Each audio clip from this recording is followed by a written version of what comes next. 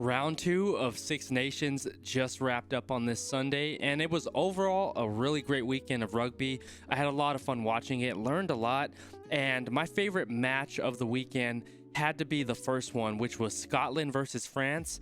And that freaking wild ending, Qrew. I've been seeing it called the worst TMO decision ever made in Six Nations. Would you agree with that assessment? I got a chance to go back and review it, and it's crazy, man, to see that, at the end, Scotland, he did get the try. That's just from my opinion. If I were the TMO and looking at it in that situation, I would have awarded the try, and that would have given Scotland the victory over France. The score ended up being, let me take a look, it was 20-16, France being the victor in that one.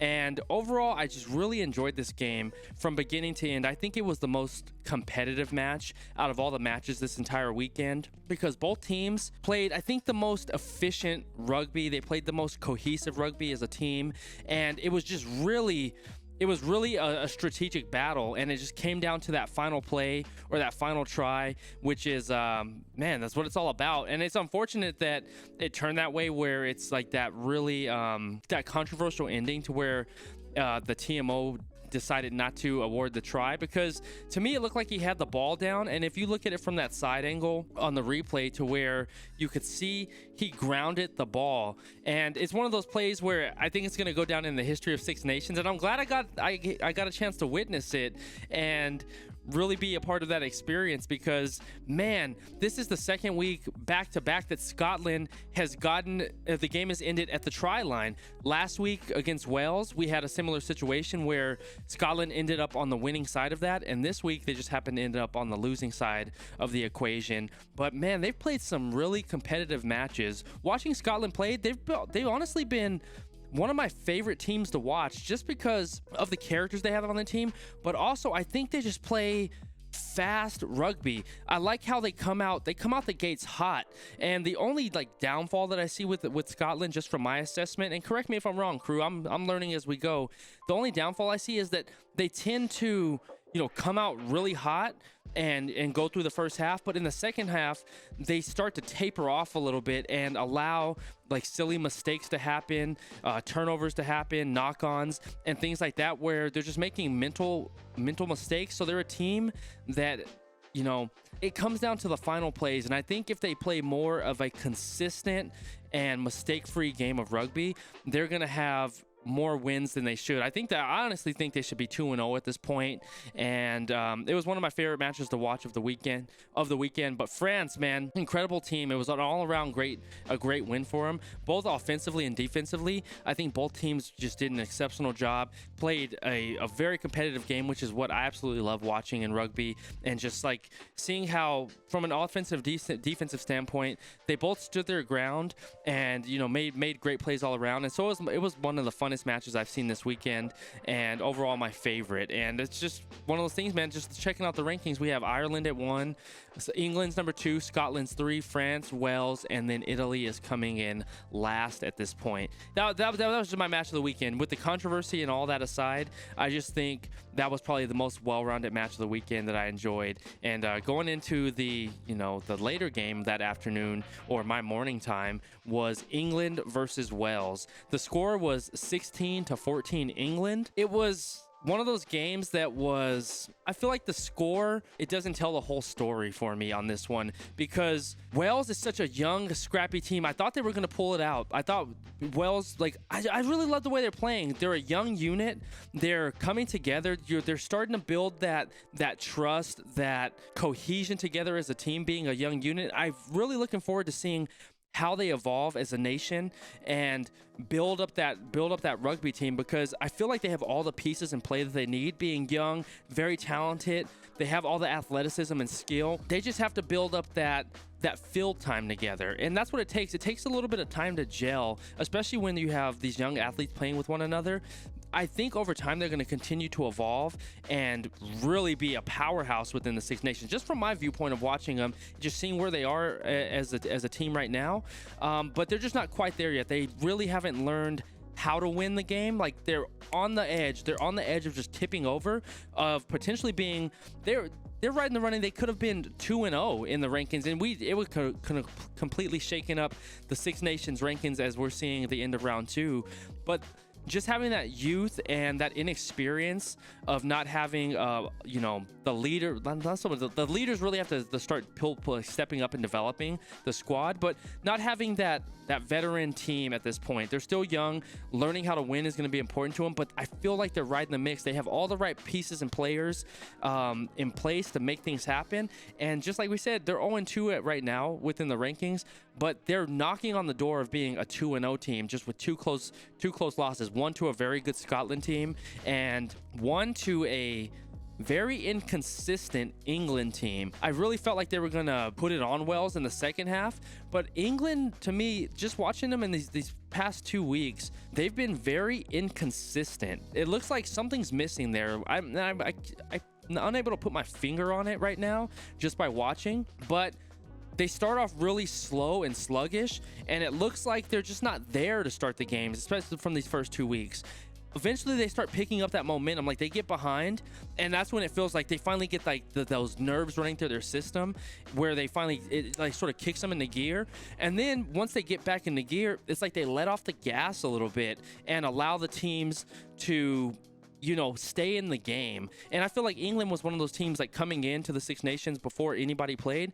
I felt like they were going to be like one of the one or two team in the entire rankings, but I feel like they're a very mediocre team right now, just because of the inconsistency. They're making a lot of mental mistakes and not capitalizing on who they are as a team, the players they have on the field, and that veteran team that they have. I feel like they should be doing a lot better, and just haven't lived up to my expectations or my thoughts of what I've seen of them, and from just compilations and hearing about the headlines and reading and doing a little bit of in-depth analysis myself on my side as I continue to learn the game of rugby. And so it's good that it's cool that England won.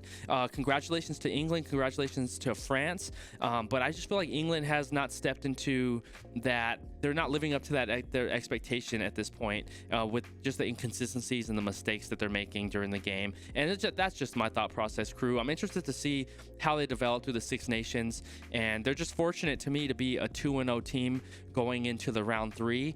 And it's just one of those things, if they're able to take this bye week and then start round 3 and just really figure out what is causing that lag in the beginning, I think they're going to be a pretty dominant team, because it seems like they have the team, it seems like they have the players and the organization to be a very successful and top-ranked team, and to be going against a team like Ireland. But just now, it doesn't seem like they're able to harness the ability that they have on the field right now. And I'd just be interested to hear your thoughts on that, Qrew, of what I'm missing and not seeing in the game. This is just sort of like the oversight and view that I have just from watching them in these first 2 rounds. And then we fast forward going into the game today, which was Ireland versus Italy. Italy, they performed like I thought they would. They're a nation that's really scrappy, tough. They're the underdog always, right? Because going in and seeing the documentary, I understand they're the perennial wooden spoon team, not having a lot of wins within the Six Nations, and eventually, or even rumored to be getting kicked out of Six Nations. But I feel like they're moving in the right direction. I feel like they have the team, the organization that have the right mindset, and they're moving forward. They're not a team where I feel where they're just like the tail end and like they're just horrible athletes. I feel like they have incredible athletes. I feel like they have an amazing organization, but going against a freaking stout Ireland team. Ireland is dominant, incredibly dominant. If anything I saw this weekend was like Ireland's domination, how they play great, consistent, physical, strong rugby. Their communication, their coordination, their camaraderie is something that has been elite, just from my perspective. Seeing the way that they're playing of the game, moving the ball, getting, how many tries did they get today? I can't even count. They won the game 36-0, an absolute shutout, blew Italy out the water, and they just have they're just in sync. They're in flow, just like they're just rolling, and they're being as dominant as you told me they would be, Qrew. And it's nice to see, because as I learn and continue to get more familiar with rugby in the game, watching them as just like technical brilliance, the way they're moving the ball, the plays they're running, the way they're transitioning in the game and going from phase to phase and making these plays happen.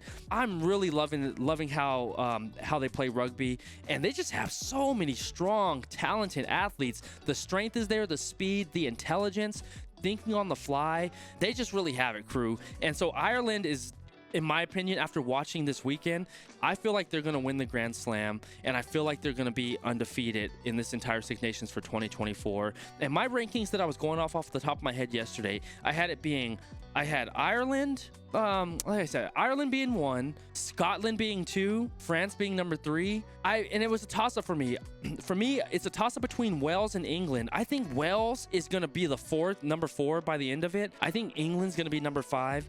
And I feel like Italy is going to be number 6. That's my thought process as of this weekend when I was watching the games. And I have Wales at 4 just because I feel like they're right on the edge of tipping over and winning those games. 2 close, heartbreaking losses back to back. So they're right there on the edge of being a 2-0 team instead of being an 0-2 team right now in the win-loss column.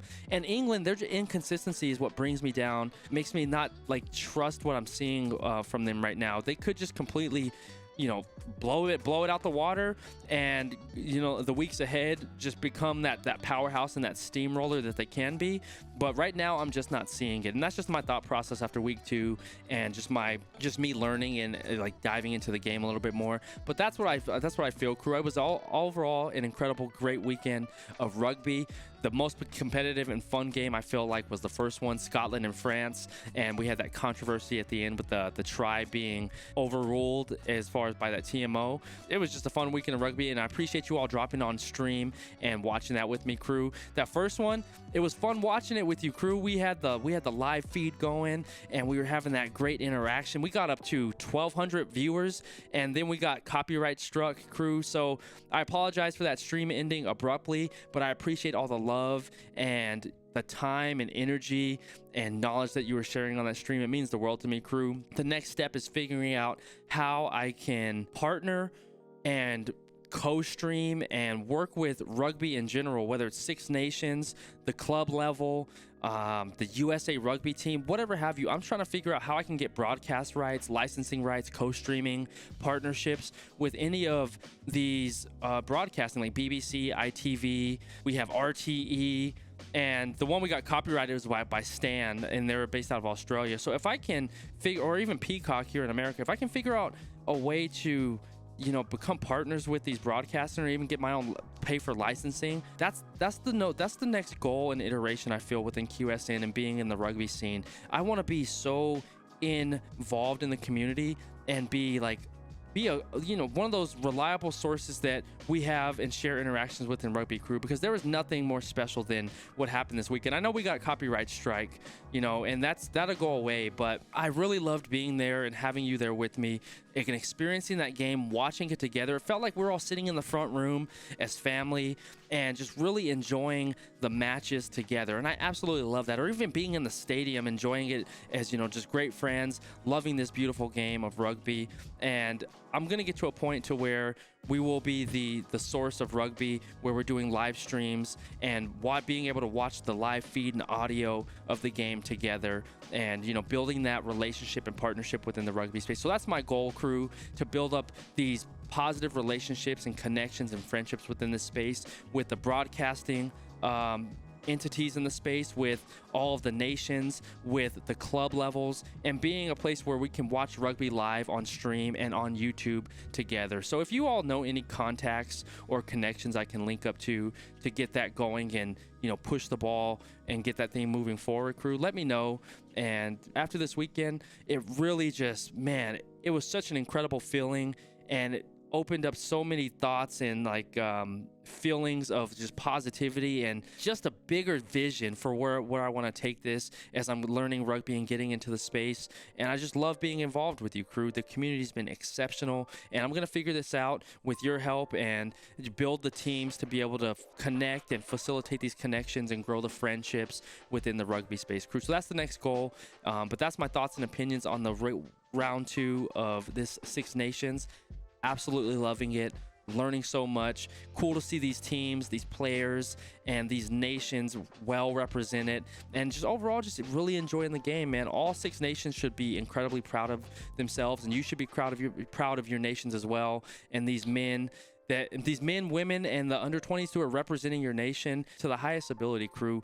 And it's just so cool to watch the pride, the pageantry, the passion, the energy that's going in to this game of rugby, and the nations, and how you all just representing yourselves and just carrying along the beautiful, like the pageantry and the respect of the game, Qrew. So I'm absolutely loving that and learning so much, and I appreciate you being here. Round 3 is going to be exciting, and we'll get it all figured out. Hope we can live stream these together and build these relationships and continue to stream and watch the games live on stream, Qrew. But that's my thoughts on round 2. I hope that you enjoyed it. Let me know your thoughts of what round 2 looked like, and let me know who you have winning the 6 nations, Qrew. I appreciate y'all being here. Always stay laser focused on your dreams and your vision, and remember that you're in control. Catch you on the next one. All right, Qrew? Peace.